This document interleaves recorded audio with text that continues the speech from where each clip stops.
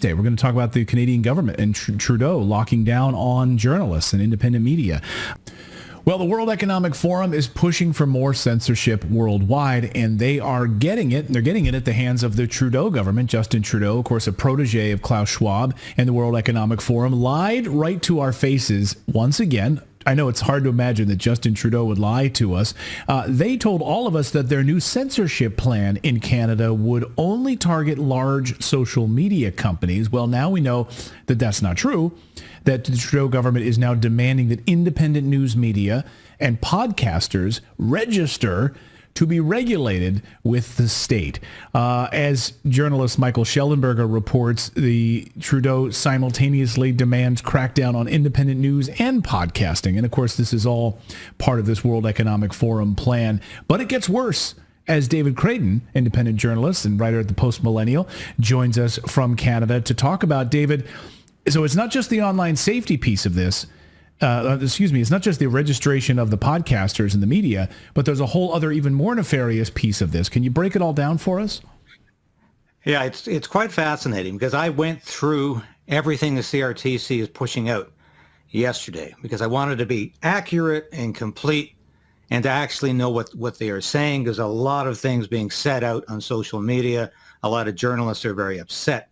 But here's what it comes down to. The CRTC is creating a registry, an online media registry. And that, for a lot of Canadians, reminds us of that gun registry that the Liberals created that was so controversial and was actually ended under Stephen Harper. Trudeau's back again at that. But what's going on with this online registration is that the CRTC is suggesting that it won't affect you if you're not making $10 million or more. However, you've got to read the fine print. And the fine print definitely says that this is a comprehensive online news registry. And under the Broadcast Act, the CRTC can change that stipulation anytime it wants. It can decide, it can decide tomorrow that 10 million is not the threshold, that it might be $1. You could be losing money and you're still going to have to be on the registry. So I have come to the definite conclusion that this $10 million threshold that they are putting out there in the second paragraph of their news release is all a facade. It's camouflage because you read the fine print in what the CRTC is saying. And by the way, that's the equivalent of the FCC in Canada. It clearly states that they are after a comprehensive online news registry. And as you mentioned, that's not the end of it because Trudeau has a three-pronged approach to internet censorship. And like the UK, like Australia, New Zealand, and other so-called democratic countries, he's coming out with the Online Safety Act in addition to this Online Streaming Act, which will effectively outlaw disinformation. And that disinformation is not defined in the bill. I have read all of the study group conversation, and they clearly state and stipulate that we will not define what disinformation is because that will make it more difficult to enforce the bill because we'll be forced to prove it's disinformation. They actually say that in print. And I have written about this extensively. That it's an outrage. They're admitting they can't define disinformation. So they say, let's not define it. And it's going to mean whatever the Trudeau government decides it means. And as you reported last week, this is already happening in Great Britain. Right. So this is happening in Great Britain. I want to circle back on this disinformation piece because what recourse then do court systems have? I mean, what recourse does a podcaster or a journalist have to fight this? I mean, they're going to have to spend a lot of money defending themselves. The government will come in. They will level like an attack on a particular journalist or a podcaster or whatever, and they'll call it disinformation. It could end their channel. It could wipe them off of social media, whatever it happens to be, and then they're out. And, you and I both know journalists are not exactly Scrooge McDuck swimming in giant vats of gold coins, right? It's not an incredibly lucrative business, unless I guess you're some large corporation like a Murdoch-run corporation. So they don't have the money to defend themselves. And they're going to go up and say, well, this is not disinformation. But of course, it's the amount of money they'll spend on lawyers to try to defend themselves against something that they can't even define. Well, there's a history of this in Canada already, and it's called the Human Rights Tribunals that have effectively choked free speech for years. And what happens is you can be hauled before a human rights tribunal for offending somebody based on whatever the criteria happens to be by that offended individual. And you end up spending a lot of money in court. It's not even a criminal offense, but you end up spending, as you say, a lot of money you don't have defending yourself. So what's going to happen with this online safety bill? Clearly, this could be a criminal offense that could amount to jail time. We're going to start incarcerating journalists for writing, talking, broadcasting, televising disinformation, which will not be defined. This is a frightening concept because if I want to suggest that Ukraine is losing the war with Russia, the Trudeau government will surely label that as disinformation because Right. Justin Trudeau honestly believes Ukraine is going to win this war. And there's no way they can lose this war. And if I say otherwise, well, that's clearly disinformation. Right. And as the UK is saying, that they've introduced a third term into this, malinformation, which means if I offend somebody by talking the truth, speaking the truth, I'm still liable. So it is absolutely outrageous. It is a radical departure from the free speech traditions that Canada, the US, the UK, and all democratic countries that trace their lineage back to the Magna Carta believe in or have believed in. And Justin Trudeau is rapidly tearing up free speech in this country.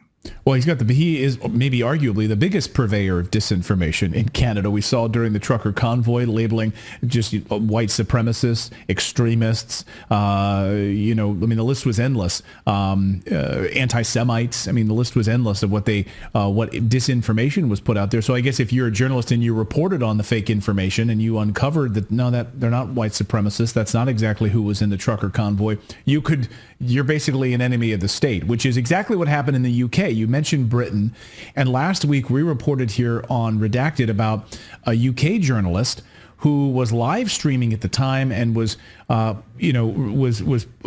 reporting on the war in Ukraine and some other things when basically got a knock at the door from the British government and was arrested. And so that's really what could happen here. I know it sounds like, oh, that's just something that happened in the UK. No, the exact same thing is now coming to Canada. Can you explain that piece of it? Well, that's part of Trudeau's Online Safety Act, and it's called the same thing as the UK has chosen to call it. I haven't yet to see the term malinformation being used in Canada, but give it time. And as you say, Justin Trudeau is an expert at one thing. He's incompetent at just about everything he tries, but he's an expert at one thing, and that's projecting his own faults on other people and projecting his own authoritarianism on other people. So when he talks about all of these nefarious journalists out there producing disinformation, misinformation, Russian propaganda, all he's doing is admitting that that's all he ever does is produce disinformation. And that's all he can talk about. It's material like that. But if we think it's bad with this online streaming act, that online news registry is a very bad thing, certainly this idea that we can be potentially locked up or fined, it doesn't really matter because the essence of this act will be to destroy independent journalists. That is Trudeau's aim. And this is a much more frightening concept than even an online news registry, because it means effectively that Trudeau can shut down whomever he wants at a whim based on a law that can't even define disinformation. So this is where Canada sits, and I'm sure Joe Biden is watching this very closely, and every other democratic nation is going in this direction. And as you said, why? Why are they all doing this at the same time? They literally are at the same time. Perhaps it has something to do with a global wish to do so coming from the WEF. Some people might call that conspiratorial, but it looks pretty obvious to me. Well, it all comes at the same time. And the World Economic Forum is very public in its aims in this. They've held multiple sessions on disinformation and malinformation and how can we combat this sort of thing on the internet. This is a major focus of the World Economic Forum. And even the United Nations publicly admitting that they control Google search results. They admitted this. We have their audio. In fact, we have their audio admitting that they worked with Google to suppress climate results that they didn't want and certain search results that they didn't want. Jacinda Ardern, formerly of New Zealand, now in charge of this mal and disinformation policy plan, basically for the World Economic Forum. And heck, she spoke about it in front of the UN last week. While the rest of the world is focused on Ukraine and what's going to happen there with World War III, she was very focused on disinformation and censorship and in front of the United Nations pushing for more censorship. I'm curious, what will happen with this registry, David? Like, as a podcast or independent media, you having to register with the Canadian government in order to do what? Like, if you run afoul of some certain guidelines, what will happen to you? Well, doesn't this remind you of similar occurrences in fascist, communist, or Nazi countries where people were encouraged to sign up, register, do the good thing, and the state will appreciate that and applaud your honesty? Well, the reverse is always true. Once they have your name and they know how you're broadcasting and what you're broadcasting, once the censors have their eye on you, it'll be that much easier to come to your door, literally, as they did in the UK, and cart you away to jail. And I am not registering because I read the CRT news release, and the news release says I have to be making $10 million a year. So if anybody suggests I need to register by November 28th, I'm going to say, sorry, but this indicates I don't have to register. And I'm certainly not going to register, even if you force me to, because this is about non-compliance of an authoritarian, very dangerous government. And I think you'll see the response is going to be the same from all new media, all independent broadcasters in Canada. They're going to say, no way, I'm not getting on your registry, especially since you've given me this loophole in your news release that says I have to be making $10 million a year. No, I'm not going to read the fine print and say, I better be a good Canadian and register. That's exactly what Trudeau is hopeful of, that people are going to say, well, it's for the good of the country. And this will somehow benefit what? Government control in this country? Right. I don't know how you could possibly justify this as a good thing. But Justin Trudeau will try to find a way. We'll get you out of here on this, David. What's been the mainstream media response in Canada to this, the coverage of this? Has it been plastered all over the CBC? Has it been front page news in the Toronto Sun? Has it really affected them at all in any kind of coverage?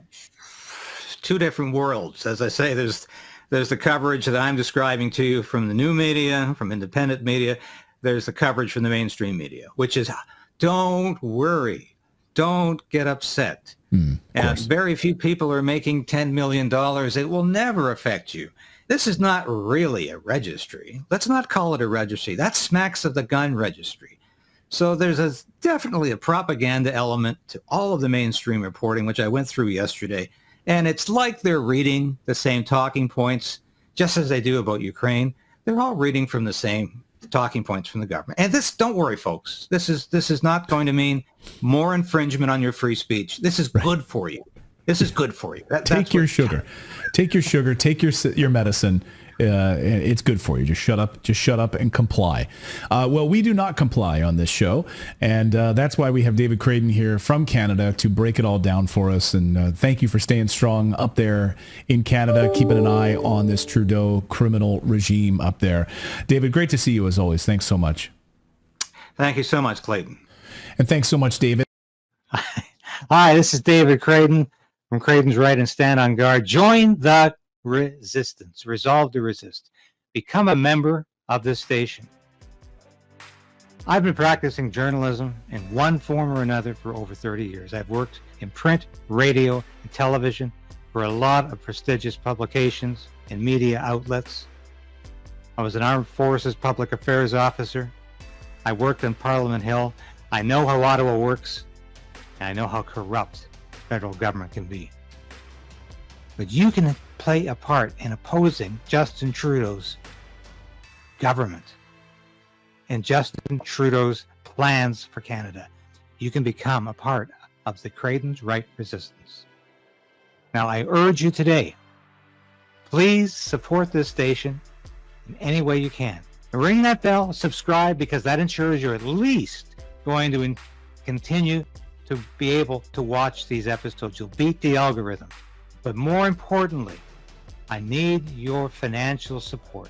I hate to ask, but that's what I'm doing. I made a decision to pursue independent media because I believed it was the best possible route for me to take as a journalist and as a concerned citizen of Canada. So you can become a part of that. And at only $5, you can become a part of that on YouTube, on Substack, and with Buy Me a Coffee, a one-time donation. But I need your support. And from the bottom of my heart, I thank you. If you've already done that, if you're already supporting the station, thank you. But if you haven't, make that decision today